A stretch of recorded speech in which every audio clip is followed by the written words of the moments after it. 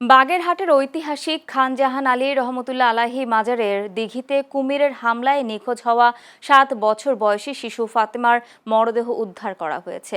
ভোর 4:30টার দিকে মাজারঘাট এলাকা থেকে স্থানীয়দের সহায়তায় শিশুটির মরদেহ উদ্ধার করা হয়।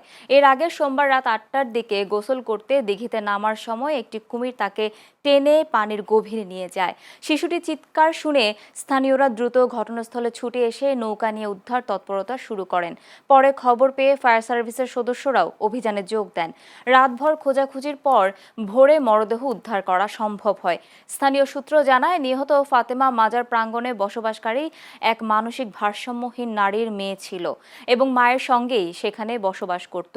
হৃদয় বিদারক এই ঘটনার মাজার এলাকায় শোকের ছায়া নেমে এসেছে।